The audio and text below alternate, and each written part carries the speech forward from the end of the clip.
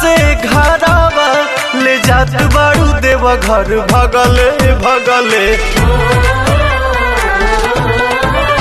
अरे ओही बिना आँख लली आइल बा बनाइए के छोड़ा पगले पगले।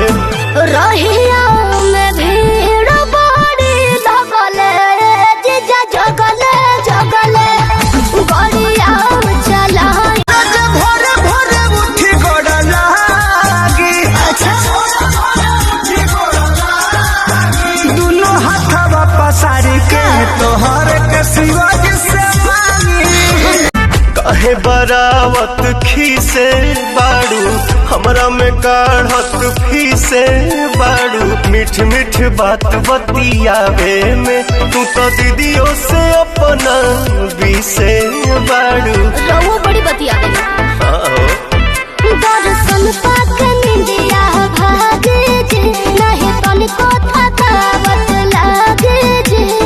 खतरा करा देबू जतरा में तू गोलिया से गोलिया दगले दगले। रहिया में भीड़ बड़ी लगले जीजा जगले जगले गड़िया चलाई अगले बगले जीजा जगले जगले। हम तुम्हारी तपस्या से प्रसन्न हैं। बताओ तुम्हें क्या चाहिए? 3 चीज।